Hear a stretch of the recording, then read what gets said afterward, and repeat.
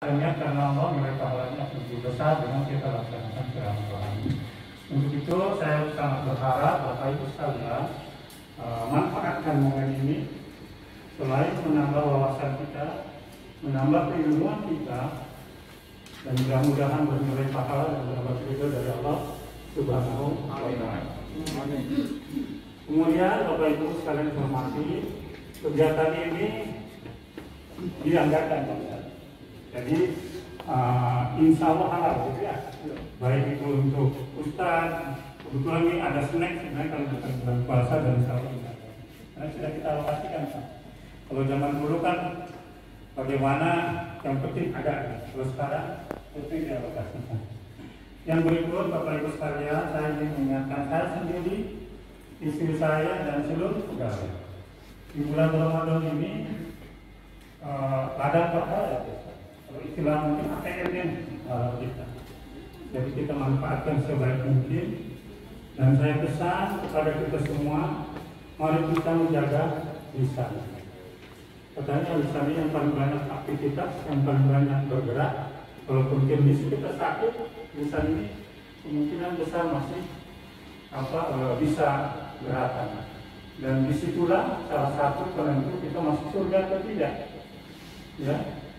Ada hadis kalau nggak salah itu nanti juga apa salah atau tidak, bahwa orang puasanya juga hebat, sholatnya hebat, hajinya mungkin lebih dari 1 kali, tapi ternyata dia tidak bisa masuk surga karena dia tidak mampu menjaga lisannya. Yang saya berharap kita dalam memberikan pelayanan, ya, baik sesama teman, suami istri, tetangga, atasan, staf, termasuk kepada pengguna jasa. Saya mohon bagaimana kita mampu menjaga lisan kita, yang sampai kita menyakiti, memfitnah atau membuat orang menjadi tidak tenang. Ya, jadi saya ingatkan kita semua, apalagi di bulan Ramadan, mohon betul-betul menjaga lisan kita, jangan sampai justru karena lisan pada ibadah yang lain kita sudah lengkap, kita tertahan tidak masuk surga. Yang berikut Bapak Ibu sekalian, terkait dengan ada kegiatan dan wanita, itu bakti sosial. Saya sangat berharap kepada kita semua, mari kita memanfaatkan momen ini. Ya. Katanya di bulan puasa ini pahalanya berlipat ganda ya, dari 1 menjadi 7, 7 menjadi 100, 100 dan intinya berlipat ganda semuanya. Saya mohon kepada Bapak Ibu semua, barangkali salah satu tempat ya, salah satu tempat yang memungkinkan Bapak Ibu untuk mengeluarkan sebagian rezekinya, karena rezeki kita pasti ada hak orang lain. Mungkin diantaranya dengan disalurkan melalui bakti sosial ini, ya. Mungkin zakat, ya.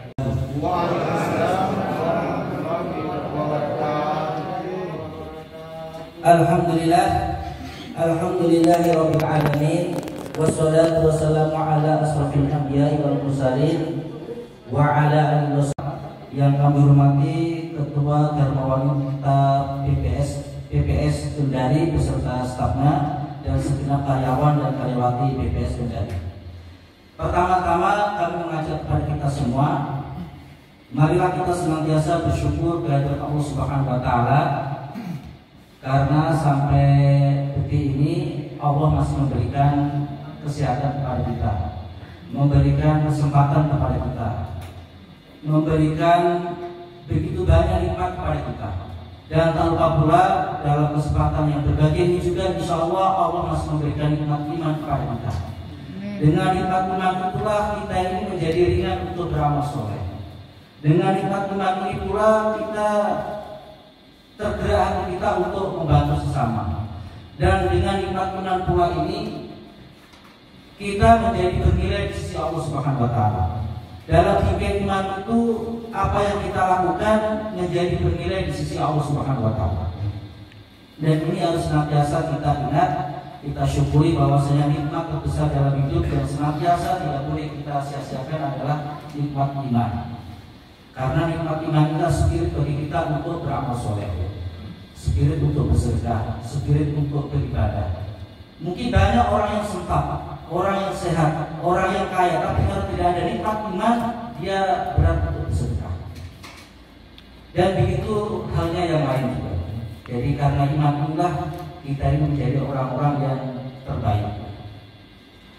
Kedua kalinya, salam dan salam semoga senantiasa tercurahkan kepada baginda kita Nabi besar Muhammad SAW, keluarganya serta orang-orang yang senantiasa istiqomah mengamalkan sunnah-sunnah beliau dalam kehidupan. Kita senantiasa berupaya untuk menjadi umatnya Nabi Muhammad yang betul-betul diakui oleh Nabi Muhammad sebagai umatnya. Jangan sampai kita ini hanya mengaku secara personal, klaim pribadi kita ini umatnya Nabi Muhammad, tapi ternyata ketika di akhirat kita berharap syafaat beliau tidak mau kasih, karena ternyata kita tidak dianggap oleh Nabi Muhammad sebagai umatnya. Maka salah satu tahapan atau tangga yang harus kita lakukan, yang harus kita tapaki untuk menjadi umat Nabi Muhammad SAW yang berat untuk mendapatkan syafaat beliau adalah mengamalkan ajaran beliau dalam kehidupan. Bapak Ibu yang dirahmati Allah Subhanahu wa taala, peserta majelis taklim di Pelabuhan Samudra Kendari yang dirahmati Allah Subhanahu wa taala. Ulama mengajarkan kepada kita. Jadi kalau seseorang itu ditakdirkan oleh Allah Subhanahu wa taala umurnya sampai di pagi hari, dan kita sudah lewat pagi hari, Allah memberikan umur panjang kepada kita, maka ulama mengajarkan kita untuk mensyukuri 4 hari. Yang pertama, kita diajarkan untuk mengucapkan alhamdulillahilladzi nawwara qalbi bi nuril huda. Segala puji bagi Allah yang telah memberikan cahaya dengan cahaya petunjuk. Wa ja'alani minal mu'minin, dan menjadikan aku sebagai seorang mukmin. Walam yaj'al dhalal, dan tidak menjadikan aku sebagai seorang yang sesat. Jadi itu adalah syukur pertama yang senantiasa kita ucapkan.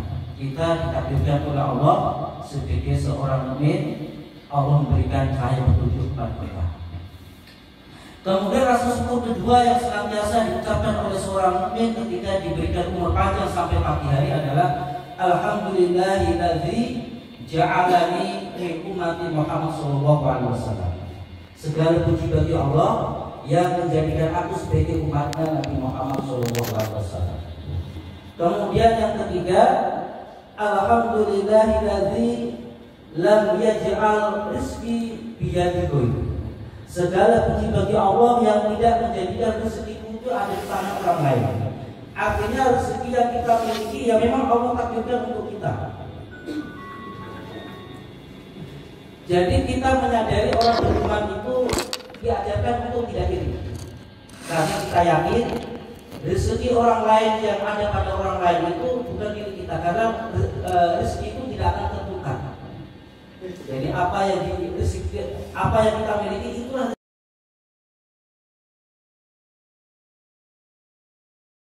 persoalan hasil itu dia serahkan kepada Allah, dan apa yang dia dapatkan itulah rezeki yang Allah takdirkan.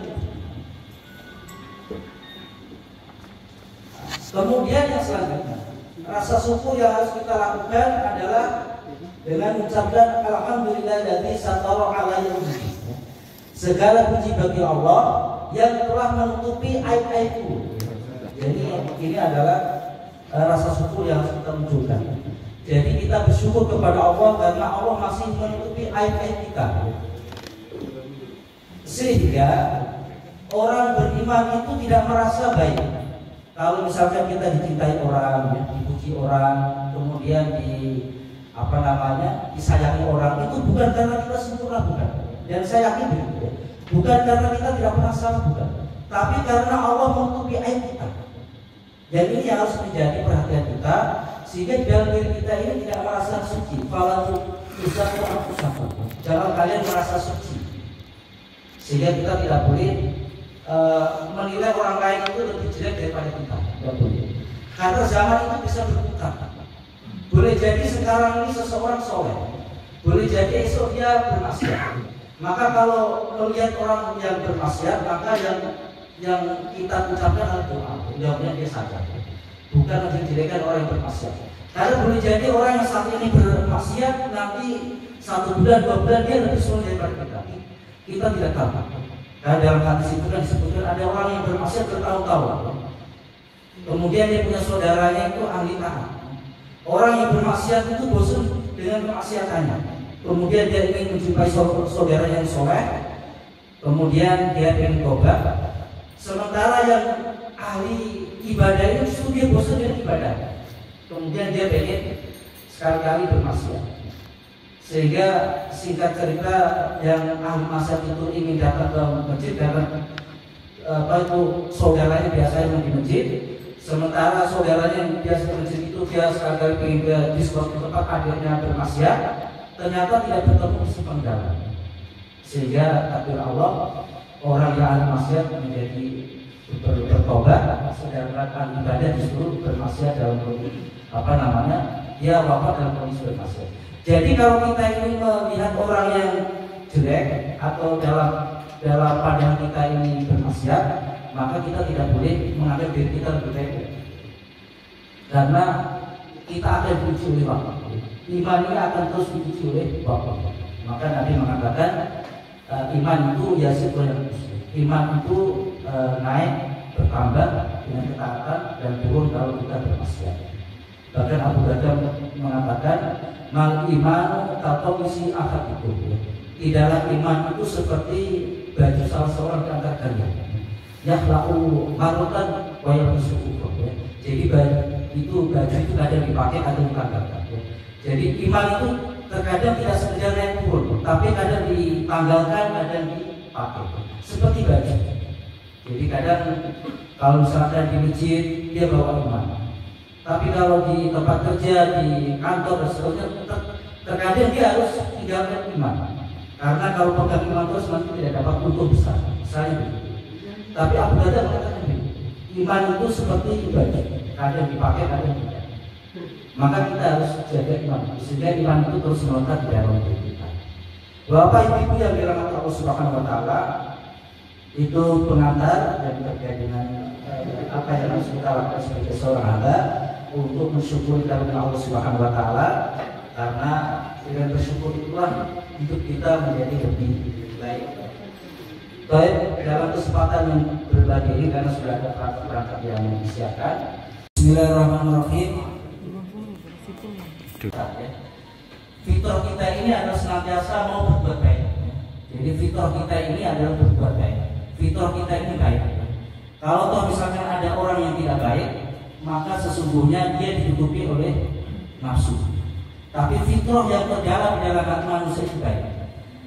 Dan kalau iman itu kuat, maka fitrah ini bisa muncul dalam bentuk aksi. Ya. Jadi kalau iman kuat, maka iman inilah yang memunculkan fitrah kebaikan itu sehingga bisa berbuah menjadi aksi. Dan itu kita rasakan. Ya. Misalkan ada orang yang berbuat jahat, misalkan. Fitrah kita mengatakan itu tidak baik. Dan kita juga demikian. Kalau kita misalkan suatu waktu berbuat tidak baik, fitrah kita ini memberontak. Itu tidak baik. Tapi karena mungkin iman sedang turun sehingga fitrah kebaikan itu tidak bisa mengalahkan nafsu untuk berbuat tidak baik. Sehingga yang muncul di permukaan adalah keburukan. Maka dari itu bagaimana di bulan Ramadan ini sebetulnya momentum yang sangat bagus untuk mentarbiyah jiwa kita. Sehingga fitrah-fitrah kebaikan itu muncul dengan maksimal. Karena dalam hadis itu disebutkan pada bulan ini setan itu dibelenggu. Waktu sofatu fi mahmudatu saya. Di bulan ini itu setan dibelenggu. Fala yakhusuna fihi ila ma yakhusuna fi ghairi. Sehingga setan itu disebabkan karena dibelenggu, maka setan itu tidak bisa menggoda manusia sebagaimana yang dia bisa lakukan di bulan-bulan selainnya. Dan ini kasih sayang Allah Subhanahu Wa Taala. Sehingga kita saksikan orang itu berbondong-bondong untuk beribadah. Ringan untuk datang ke masjid yang awalnya di bulan-bulan selainnya itu berat. Ringan untuk bersedekah yang awalnya pelit, tapi Ramadan ini menjadi seorang yang dermawan karena mungkin efek positif daripada dibelenggunya setan. Sekalipun ulama memberikan penjelasan yang dibelenggu itu setan yang sangat berat, ya. Artinya tidak semua setan dibelenggu. Sehingga di bulan ini juga masih kita dapati kemaksiatan sekalipun kemaksiatan yang terjadi di bulan ini tidak separah di bulan-bulan sebelumnya. Tapi ada juga ulama memberikan penjelasan sekalipun setan dalam bentuk sudah dibelenggu, tapi masih ada setan dalam bentuk manusia. Dan ini yang harus kita hadapi. Jadi kita di bulan ini kita berupaya untuk membangkitkan fitrah kebaikan itu sehingga berbuah besar, berbuah perbuatan yang kita lakukan dengan tulus. Landasan dalam berbuat ihsan ini adalah jadi ihsan itu perbuatan baik yang dilakukan dengan sangat tulus. Jadi ihsan itu dia berbuat semata-mata karena Allah Subhanahu wa taala. Dia ikhlas. Dia tidak mengharapkan pujian, mau dipuji mau dimaki sama saja. Jadi orang ikhlas itu ukurannya begitu. Jadi kalau orang itu ikhlas, maka mau dipuji mau dimaki sama saja, dia tetap beramal. Dia tidak peduli dengan apa yang dikatakan orang, karena dia beramal itu memang dilandasi karena Allah Subhanahu wa taala. Yang pertama, landasan ihsan adalah merasa diawasi oleh Allah. Jadi Allah itu memiliki sifat Maha mengawasi, dan ini harus kita tanamkan. Karena dimanapun kita berada, maka Allah senantiasa mengawasi gerak kita. Sekalipun dalam kondisi sendiri, maka kita tidak akan bermaksiat kalau kita sangat yakin bahwasanya Allah mengawasi kita. Nah, kemudian kita ini sebagai hamba Allah, maka sikap ihsan itu kita munculkan. Kemudian juga karena Allah sudah berbuat baik kepada kita, jadi ihsan ini adalah pancaran daripada sifat Allah Subhanahu wa taala. Wa ahsin kama ahsanallahu ilaik. Berbuat baiklah kalian sebagaimana Allah telah berbuat baik kepadamu. Jadi kebaikan Allah yang kita rasakan itu begitu banyak. Allah memberikan rezeki, Allah memberikan nafas yang gratis ya. Jadi kalau kita di rumah sakit itu kan oksigen itu kan dibayar semua. Tapi Allah tidak begitu. Allah kasih gratis semua. Air juga demikian ya. Air itu dijual karena sudah diolah oleh manusia. Tapi kalau air yang alami gratis. Kemudian kita menyadari kita ini sebagai khalifah Allah, wakil Allah di muka bumi ya. Tugasnya khalifah ini adalah menjadi wakil Allah di bumi. Artinya dia melakukan tugas-tugas yang disyariatkan oleh Allah di muka bumi. Sebagai khalifah Allah itu tugasnya adalah memakmurkan alam. Jadi khalifatul fil ard itu adalah memakmurkan alam. Yang terjadi sekarang ini adalah mengeksploitasi alam, merusak alam, menambah hutan. Padahal tugas khalifatullah itu adalah memakmurkan alam, yang mengambil manfaatnya kemudian mengganti yang lain sehingga hutan tidak gundul misalnya, air tidak kotor karena memang dimakmurkan, bukan dieksploitasi. Maka peran-peran ihsan ini harus kita munculkan sebagai seorang hamba.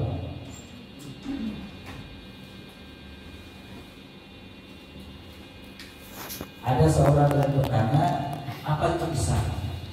Jawabannya adalah anta biduha ka'anaka tarahu fa'iman tarahu fa'inahu tarahu. Jadi ihsan itu adalah engkau beribadah kepada Allah seperti engkau melihatnya. Jika engkau tidak melihat Allah, maka sesungguhnya dia pasti melihatnya. Jadi ihsan itu begitu. Jadi dia tidak butuh pengawasan manusia. Dia tidak ada rasa takut atau rasa khawatir mau dilihat oleh manusia, dipuji manusia atau tidak, dia tidak perlu. Maka kalau orang memiliki sifat ihsan ini, maka tidak perlu ke KPK macam-macam sebetulnya. Cuma karena manusia terkadang lari, maka muncullah pengawasan dari manusia. Tapi kalau orang sudah memiliki sifat ihsan, dia tidak peduli mau diawasi atau tidak, dia tetap berlaku lurus. Seorang hamba yang merasa selalu dalam pengawasan Allah tentu akan melakukan yang terbaik dalam kehidupan. Jadi kalau seorang yang bekerja itu memiliki sifat ihsan, maka dia bekerja itu bukan karena atasan, bukan karena ada tunjangan macam-macam, tapi memang bekerja itu karena ibadah. Dia lakukan pekerjaan itu dengan senang, disebabkan kalau dia bekerja dengan sungguh-sungguh Allah itu ridho. Jadi orang beriman itu yang diharapkan adalah bagaimana Allah itu ridho kepada kita. Bukan atasan ridho kepada kita, tapi Allah itu ridho kepada kita. Maka orang yang ihsan itu dia bisa bekerja dengan baik. Jadi dalam konteks ibadah itu kan tingkatan orang yang beramal soleh beribadah itu ada 3. Yang pertama adalah ibadatul abid, orang yang beribadah karena takut kepada Allah. Itu namanya ibadatul abad. Artinya ibadahnya itu kualitas Buddha. Jadi Buddha itu dia beribadah seorang Buddha itu dia bekerja karena takut kepada tuannya. Ibadatul abid itu orang yang beribadah karena takut kepada Allah, takut kepada azab Allah, takut kepada neraka Allah, itu namanya ibadatul abid. Kalau orang bekerja karena takut kepada atasan, maka dia termasuk orang yang bermental Buddha. Karena Buddha itu seperti itu, dia bekerja karena tuannya. Itu yang pertama. Tingkatan pertama dalam beribadah itu adalah ibadatul abid. Beramal soleh itu ibadatul abid. Orang yang bekerja dengan mental Buddha, orang yang beribadah dengan mental Buddha. Kemudian yang selanjutnya ibadat puja. Ibadahnya para pedagang. Artinya kalau orang bekerja karena ingin mendapatkan upah, mendapatkan gaji, tunjangan dan seterusnya, maka dia termasuk orang yang bermental pedagang. Jadi pedagang itu kan berpikir untung rugi. Kalau untung dia kerjakan yang semangat, kalau rugi dia tidak mau, itu namanya pedagang. Ibadah juga begitu. Kalau ibadah dia beribadah, dia sholat karena ingin surga, ingin pahala, ingin bidadari misalnya, maka dia termasuk orang yang bermental pedagang. Ibadah itu puja. Dia beribadah karena ada balasan. Sama dengan orang yang bekerja karena balasan, maka termasuk dia orang yang bermental pedagang. Kemudian yang selanjutnya ibadatul akhyar.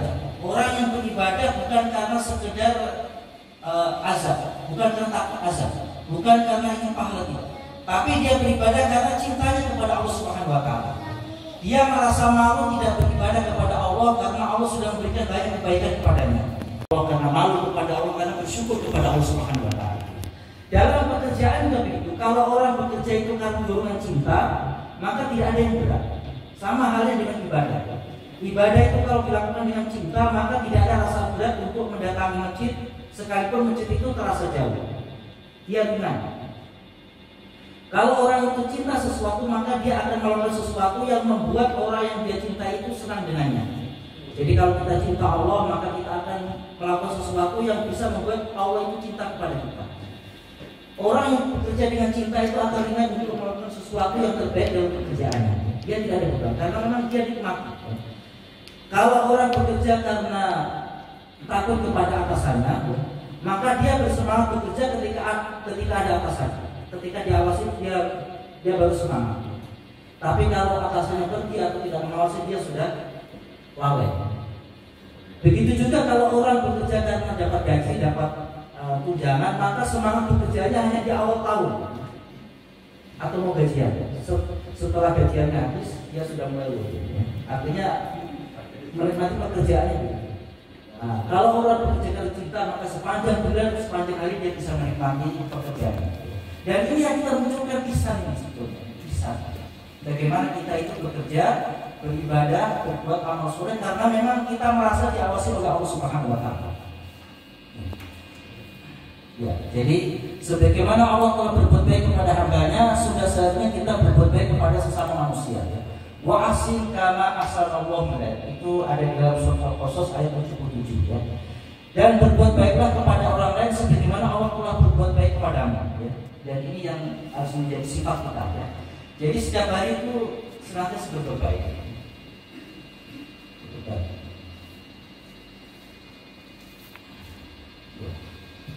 Kualitas perbuatan manusia. Jadi manusia itu dalam menyikapi kehidupan itu ada tingkat-tingkat.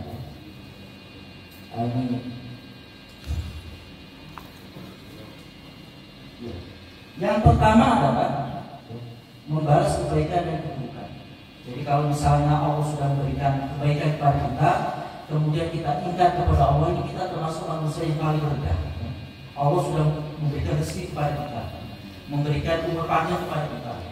Bahkan Allah memanjangkan umur kita sampai bertemu dengan bulan Ramadan ini.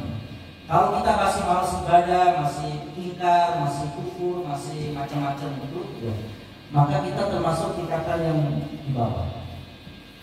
Dan ini yang perlu kita yang perlu kita pahami sehingga kita berupaya untuk menjauhi. Kemudian yang selanjutnya membalas keburukan dengan yang lebih buruk. Jadi kalau kita dihukum, kita memukul lebih daripada apa yang dilakukan oleh orang lain terhadap kita. Kalau kita dipukul satu kali, kita balas dua kali. Itu namanya membalas keburukan dengan yang lebih buruk. Kemudian yang selanjutnya membalas keburukan dengan keburukan yang sama. Kalau kita dipukul satu kali, kita pukul satu kali. Itu adil. Tapi ihsan tidak seperti itu terkadang. Ihsan itu ada yang lebih baik. Yang selanjutnya adalah yang perlu kita miliki adalah, jadi yang ada di bawah ini biasanya banyak jumlahnya. Semakin ke atas semakin sedikit. Jadi kualitas manusia itu tergantung ya. Jadi yang di bawah ini banyak jumlahnya. Mungkin yang ke atas lebih sedikit. Kemudian selanjutnya adalah membalas kebaikan dan kebaikan yang sama. Jadi kalau kita dikasih senyum dengan lebar pipi 1 cm, kita balas dengan senyum dengan lebar pipi 1 cm sama. Nah, begitu. Artinya seimbang. Dan senyum itu ternyata ada trainingnya. Jadi kalau di training bagaimana bisa senyum. Saking mahalnya senyum. Sementara Islam sudah melatih kita untuk senyum sejak dulu. Jadi membalas kebaikan dengan kebaikan yang sama. Kalau kita disapa assalamualaikum, kita jawab waalaikumsalam. Tapi Islam mengajarkan kita membalas salam dengan yang lebih baik ya. Jadi kalau kita disapa assalamualaikum, kita jawab waalaikumsalam warahmatullahi wabarakatuh. Itu yang lebih baik ya. Nah ini yang ke atas, membalas kebaikan dengan yang lebih baik. Jadi kita berupaya untuk membalas kebaikan yang diberikan kepada kita dengan balasan yang lebih baik. Jadi orang beriman itu diajarkan begitu. Nah ini yang berat ya. Membalas keburukan yang kebaikan. Ini pekerjaan ihsan orang yang beriman. Kalau tidak punya iman, ya mungkin bisa sampai seperti di bawah, membalas apa yang lebih buruk atau yang setara. Tapi karena kita punya iman, contoh yang bisa kita lihat adalah Nabi. Jadi kita tidak usah jauh-jauh mencari contoh, tapi kita cukup mencontoh Nabi. Kita baca sejarah Nabi banyak sekali ya. Sekalipun Nabi diberi keburukan, dia memberi kebaikan. Ada kisah yang masyhur itu ya. Ada seorang buta orang Yahudi miskin, dia maki-maki Nabi. Jangan percaya Muhammad. Muhammad itu pendusta. Nabi mendengar itu, tapi Nabi setiap pagi menyuapi si buta dengan lembut, memberikan sedekah ya. Itu namanya diberi keburukan, tapi Nabi justru memberi kebaikan. Karena akhlak itulah si buta itu akhirnya singkat cerita masuk Islam. Nah, jadi ihsan itu kita berupaya untuk menjadi yang terbaik.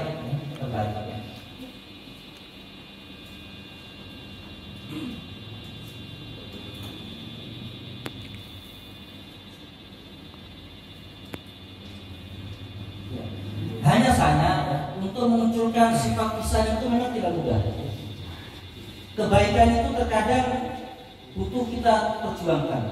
Sama halnya untuk ibadah juga tidak mudah. Ada saja gangguan, ada penghalang-penghalangan. Inilah yang menutupi fitrah manusia. Karena sombong maka orang tidak mudah ya. Karena kikir orang tidak mau sedekah. Karena serakah orang tidak mau berbagi. Jadi virus-virus yang menghalangi sifat ihsan inilah yang perlu kita pahami dan kita berupaya untuk menjauhinya. Karena ini penghalang kita, penghalang untuk menjadi orang yang terbaik di dunia dan terbaik di akhirat, terbaik di sisi manusia dan juga terbaik di sisi Allah Subhanahu wa Ta'ala. Ini penghalangnya dan inilah yang kita jauh. Dan Ramadan ini kita diberikan kemampuan oleh Allah untuk bisa menjauhi.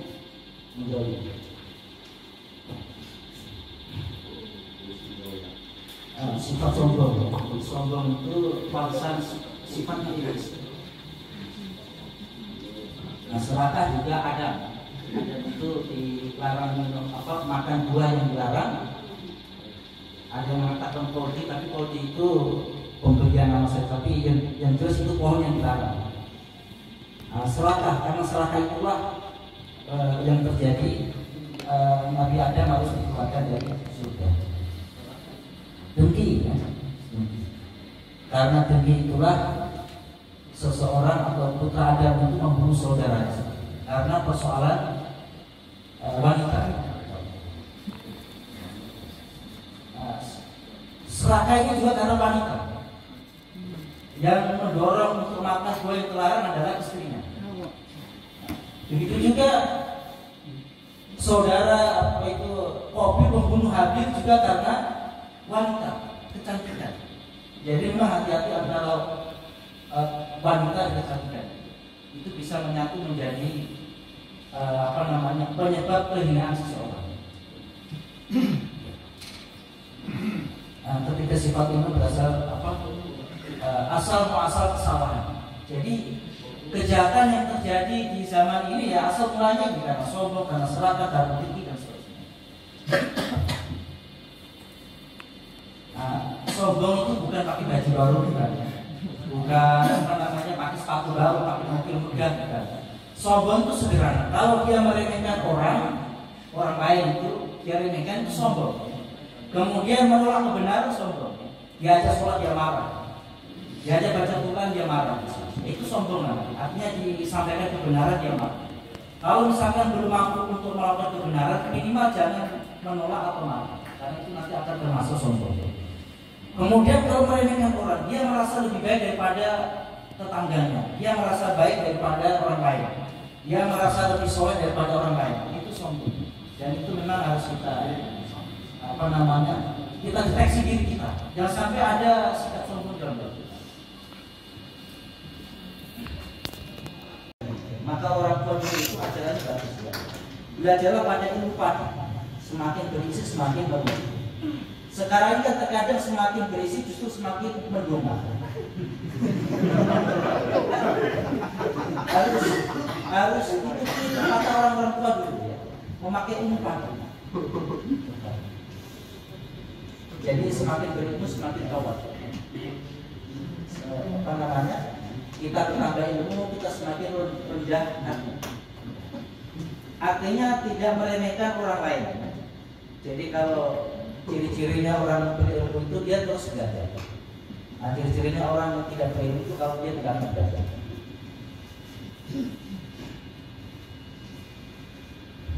Kemudian yang selanjutnya membuat orang sombong itu adalah kelebihan ibadah. Artinya dia merasa ibadahnya banyak, maka dia sombong. Kalian itu belum apa-apa, saya sudah sholat malam 10 rakaat. Kadang merasa begitu. Dan memang Imam Al-Ghazali menasihatkan begitu. Jadi kelebihan ibadah itu juga menjadi sarana bagi setan untuk menggoda manusia supaya sombong atau menganggap remeh orang lain. Kelebihan ibadah. Maka ulama dulu itu memiliki trik untuk menjaga keikhlasan itu, yang antaranya adalah sembunyi-sembunyi dalam ibadah. Maka kalau misalnya kita ini mengikuti ajaran ulama, kalau sholat sunnah itu bagusnya itu di rumah. Sholat sunnah itu di rumah karena rahasia. Ulama-ulama dulu ini kan dia mencontohkan ibadah yang sangat luar biasa. Misalnya Abu Hanifah itu dari sholat isya selesai, dia tidak pulang ke rumah, sholat malam sampai fajar. Kemudian pas fajar itu ada jamaah sholat pada malam isya-nya itu mau mengambil pelita. Kebetulan pelitanya itu ketinggalan, diambil menjelang fajar. Ketika si orang yang tidak mengambil pelita itu datang ke masjid, masuk ke masjid, ternyata ada Abu Hanifah yang masih sholat di situ. Maka Abu Hanifah bilang jangan menceritakan pada orang lain terkait dengan keberadaan saya di sini. Artinya pengen dirahasiakan. Sehingga juga terkadang godaan juga bagi orang yang sedang haji. Mohon maaf Pak Haji Asal. Terkadang juga marah tidak cerita. Ya misalnya, ini contohnya. Itu kan misalnya, kenapa sambutan kita tidak sebutkan haji misalnya. Nah itu juga memang godaan. Tapi yang penting niat kita bukan karena sombong. Jadi terkadang gelar-gelar dan seterusnya itu membuat kita menjadi lebih bangga. Nah, memang terkait dengan ilmu, dengan ibadah. Maka ada orang itu kalau dia sekalipun dia sudah naik haji, tapi dia tidak mau dipanggil haji. Bahkan dalam nama-nama dia tidak mau dicantumkan nama haji. Artinya tidak dimunculkan.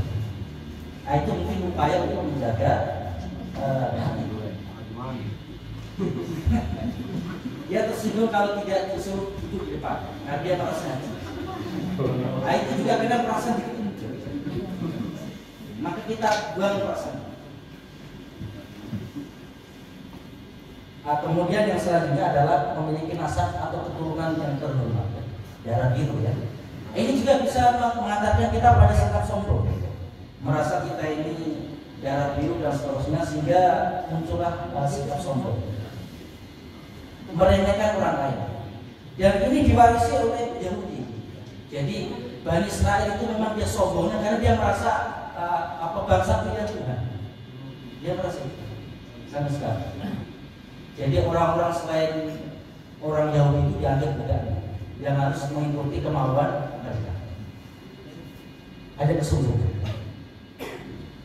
Kemudian ketampanan. Jadi tampan juga budak. Jadi kalau tampan itu terkadang dia memanggil orang yang tidak tampan dengan panggilan yang jelek. Nah dia merasa tampan.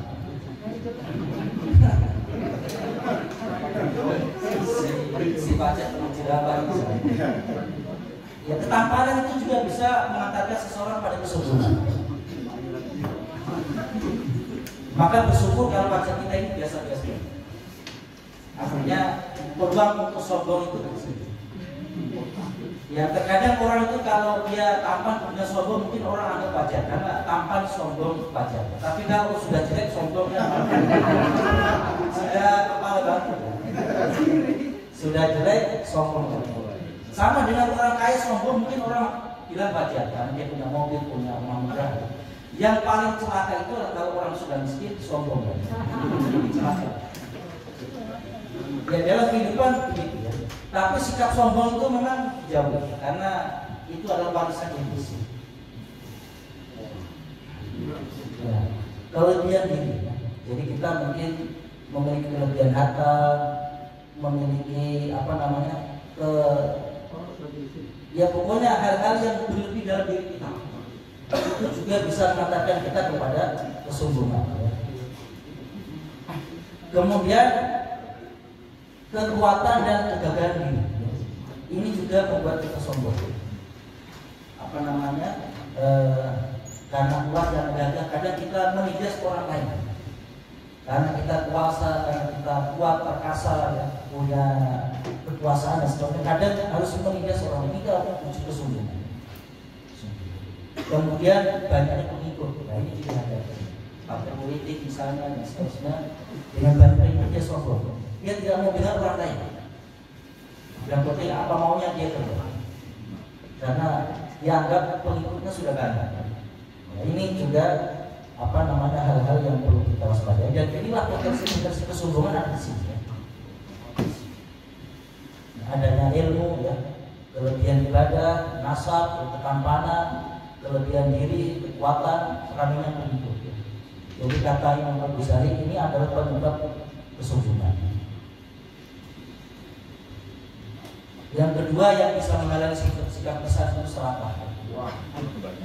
Tidak ada rasa cukupnya manusia.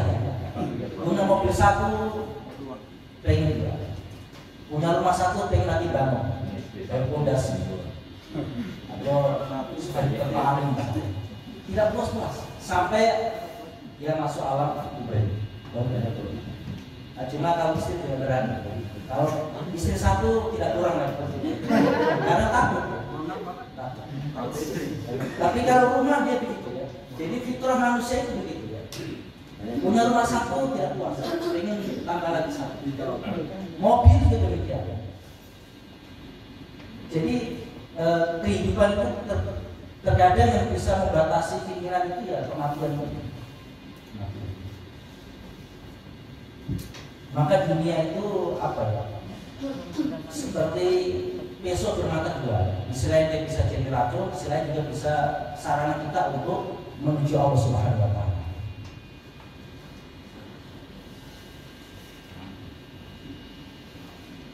Ini ya, ini kalau sekalipun memang ada hadisnya, sikap manusia itu memang dia tidak pernah puas kecuali qanaah. Dan qanaah ini adalah sikap orang bertakwa. Jadi kata Ali bin Abi Thalib, at-taqwa itu yang pertama, karakter orang bertakwa itu adalah wal khaufu minal jahil. al-khawfu minal jalil, dia takut kepada rohnya, takut ya. Kemudian wal amal bitanzir, dia beramal dengan Al-Quran. Dan yang ketiga wal qanaatu bil qalil, dia qanaat terhadap yang sedikit ya. Artinya qanaat sekalipun sedikit ya. Qanaat sekalipun sedikit, kalau banyak lebih lagi qanaat. Terkadang kita merenung ya, misalnya yang terjadi sekarang kan, kenapa si fulan itu korupsi, hartanya sudah banyak, kemudian mobilnya juga sudah banyak, sampingannya juga sudah banyak, tapi kenapa tahu-tahu KPK? Uangnya sudah banyak. Untuk apa sebetulnya? Dia bikin rumah di mana-mana, toh dia justru tidak menikmati rumah. Dia katanya bekerja cari makan, tapi setelah bekerja situ dia tidak sempat makan. Dia bekerja katanya untuk anak istri, setelah dia sibuk bekerja justru lupa anak istri. Baru datang ke rumah sudah pergi lagi, telepon lagi, kita rapat lagi di sini misalnya. Baru mau makan dengan familinya sudah telepon, mau rapat lagi tinggal, belum sempat dimasukkan makanan di mulutnya. Katanya dia bekerja cari makan, untuk makan, tapi setelah bekerja justru dia lupa makan, tidak sempat makan. Dia bekerja keras supaya nanti anak istrinya bahagia, tapi setelah dia sibuk bekerja justru anak istrinya jauh dari dirinya, tidak sempat kumpul-kumpul anak istrinya. Jadi ada ungkapan begini, terkadang seseorang itu mendapatkan fasilitas yang banyak, tapi di satu sisi dia harus kehilangan banyak hal. Misalnya seorang pejabat ya, dia dapat fasilitas macam-macam, tapi di satu sisi dia harus kehilangan banyak hal untuk berkumpul dengan familinya. Ada ungkapan begitu. Dia dapat fasilitas banyak, tapi dia juga di satu sisi kehilangan banyak. Dia tidak mendapatkan banyak, tapi di satu sisi dia justru mendapatkan banyak. Artinya dengan sedikitnya yang dia kerja itu dia bisa berkumpul keluarganya. Jadi kehidupan terkadang begitu. Maka sikap orang yang bertakwa itu adalah walaupun aku bersyukur. Dia qanaat, dia bersyukur. Dia tidak peduli dengan apa yang dimiliki oleh orang, karena masing-masing sudah punya di sini.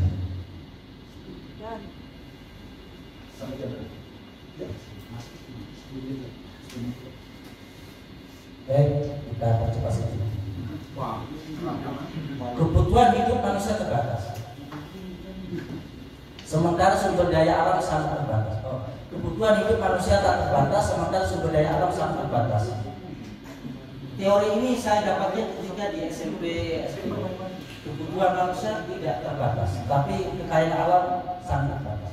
Tapi buktinya kalau makan orang makan satu piring sudah kenyang. Artinya dia tidak mau makan lagi. Artinya kebutuhan orang itu bisa saja terbatas.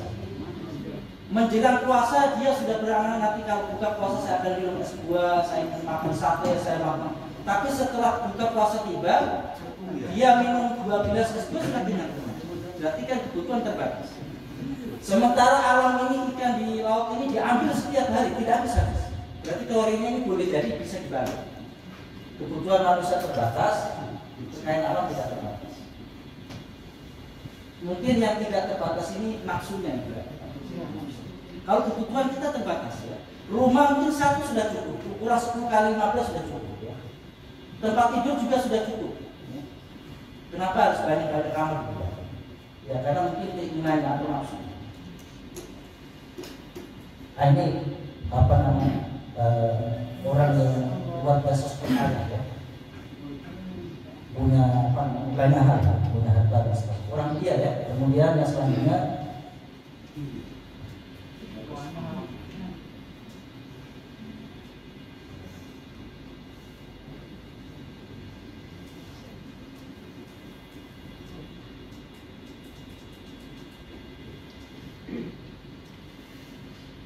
egois ya, yang menghalangi sikap Islam itu egois. Ternyata bukan hanya orang kaya saja yang egois, orang miskin juga kadang egois. Bukan sangat kasihan. Ya, iri dengki. Ya. Jadi iyakum wal hasada. Fa inna hasada yaqulu sayyi'at yaqulu hasanah kama taqulu naru haqqah. Jauhilah oleh kalian dengki, karena dengki itu bisa menghabiskan kebaikan kita sebagaimana api menghabiskan kayu bakar. Nah, dengki yang diperbolehkan dalam agama, dengki kepada orang yang berilmu kemudian mengamalkan ilmunya, kita boleh iri pada itu.